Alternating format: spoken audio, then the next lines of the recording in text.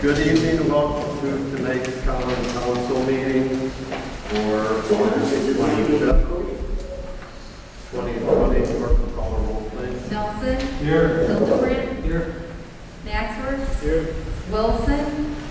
Here. Odeker. Hanson. Present. Shulsky. Here. Gilson. Here.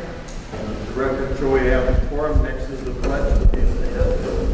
Pledge allegiance to the flag of the United States of America and to the republic for which it stands, one nation under God, indivisible, with liberty and justice for all.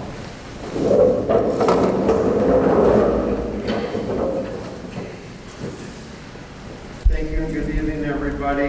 Next on the agenda is the approval of the consent agenda. Chair will entertain a motion. So moved to approve the consent agenda. Second.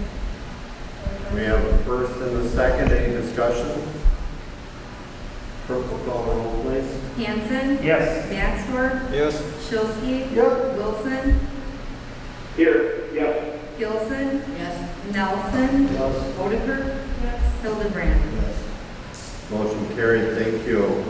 Item 4, the audience portion, where we ask people to sign in and be recognized and tell us what's on your mind. Did you hear that?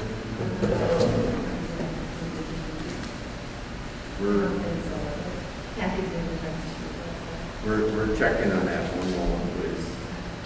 My apologies for being a couple minutes late. I was representing LTC in Belgium at a TIF meeting. We have nobody that signed in tonight. We do encourage people to sign in and tell us what's on your mind. Item 5 is not needed. No items were removed from the consent agenda. Item 6, resolutions number 14 of 2020, compliance maintenance resolution to the Wisconsin Department of Natural Resources. I'll ask Interim Director Kathy Austin for a brief summary, please. Sure. This is a resolution to acknowledge our compliance with the DNR requirements for the wastewater treatment plant. It's an annual report, typically due at the end of June, but with COVID, it was extended to the end of August. So it goes through our facility and talks about to make sure that we're hitting all of our monthly and weekly limits that the DNR gives us in our permit. So at the back page, though, it does go through and kind of grades each individual system. This past year, we did get A's in all of our categories. We did have one notice of non-compliance in March. It wasn't severe enough to dock us any points, where we had a pipe that went to the sludge storage tank that froze, and then we did have some land leakage on that one, but it did not get to the Mullet River. So that was one area that we did get a notice of non-compliance in 2019. Thank you, Director Austin. Chair will entertain a motion to approve resolution as stated. Mayor Bowen, Alderman Hanson. I move the approval of resolution number 14, the compliance maintenance resolution for the Wisconsin Department of Natural Resources. Second. We have a first and a second. Any discussion? Clerk will call the roll on resolution number 14 of 2020, please. Hildebrand. Yes. Nelson. Yes. Wilson. Jim Wilson. Maxworth. Yes. Odeker. Yes. Gilson. Yes. Shulsky. Yes. Hanson. Yes. Jim Wilson. Yes.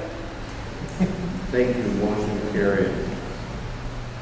Moving on to item 7, committee reports and actions.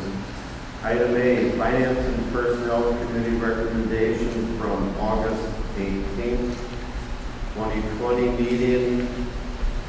Standby compensation policy for the police department. And I'll ask either one of you can take a shot at this, Director Austin or Chief Elshie. I can start that. Okay. right ahead. So the standby policy would be for the police department, primarily for the officers. So this occurred, we ended up using standby after the incident in Sheboygan. We weren't sure what the outfall would be here in the city of Plymouth.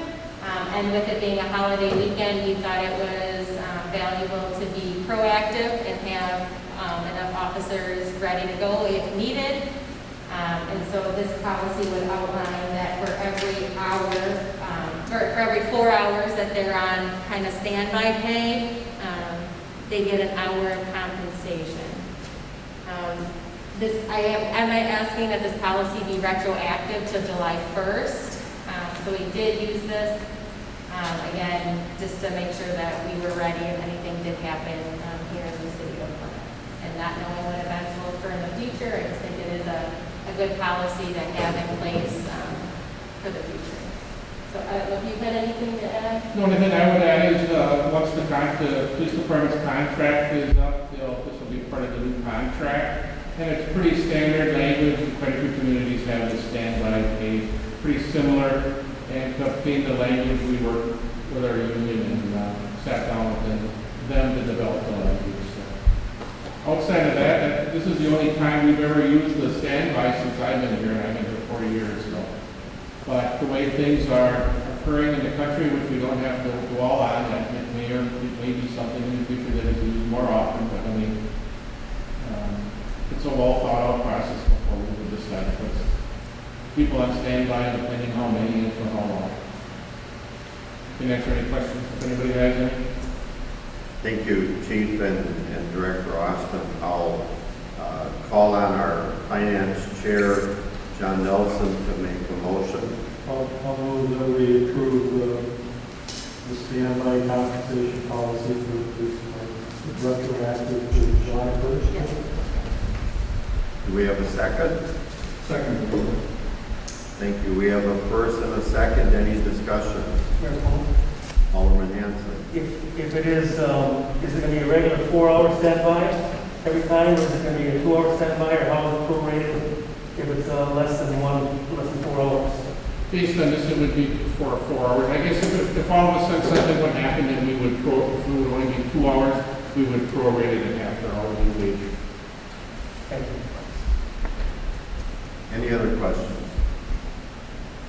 Clerk will call the roll, please. Gilson. Yes. Nelson. Yes. Oliker. Hildebrand. Yes. Hanson. Yes. Maxtor. Yes. Shulsky. Yes. Wilson. Yes. Motion carried. Thank you. Moving on to item 8, new business. Approval of generator installation to A. Chapel Construction LLC in the amount of $34,013. I'll ask Director Austin for a summary, please. Sure. So in the 2019 capital improvement plan, we had the dollars to purchase and replace the existing generator here at City Hall. We purchased it in December. We got it in mid-February. And then COVID happened and the former administrator left. So we've been working with HAPA for quite a bit, and also another contractor, as it is a complicated project because we'll be using a crane to get into the basement. So HAPA was the only company to submit a bid. And so it is $34,000, and that includes the HVAC, the gas connection and everything for that unit.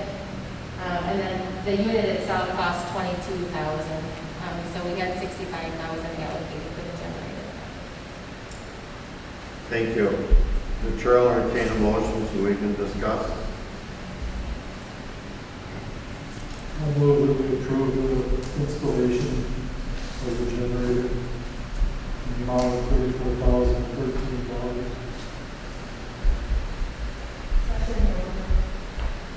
We have a first and a second. Any discussion? Alderman Hanson. How long does, or how often do we run this prior generator? Is it once a year? I'm sure we run it to see if it works each year, but I would say this past 3 months, it's actually kicked in maybe 2 or 3 times. Kind of more than normal. Wasn't one at least 3 hours? Yeah, one was a good stretch, yeah. And it's tested, I believe, every Wednesday, every other Wednesday. Yeah, but as far as actual need, a couple times this last 2 or 3 months. Any other questions? Clerk will call the roll on item 8B, please. Jim Wilson, Yes. Shilsky, Yes. Maxwell, Yes. Hanson, Yes. Hildebrand, Yes. Gilson, Nelson, Yes. Oliver, Yes. Motion carried, thank you. Item B and C are appointments by the mayor requesting common council approval. Item B, appointment of Jackie Jarvis, Rona O'Toole, and Ken Panier to the redevelopment authority for a 5-year term. The chair will entertain a motion to approve. Motion to approve. Second, Chilsky. We have a first and a second. Any discussion?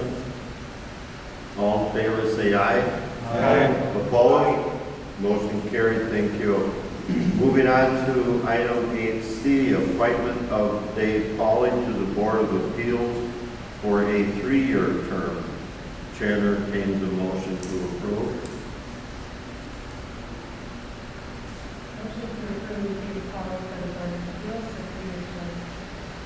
Second, Chilsky. We have a first and a second. Any discussion? All in favor, say aye. Opposed? Motion carried. Thank you. Chair entertains a motion to adjourn. Motion to adjourn. Second. We have a first and a second.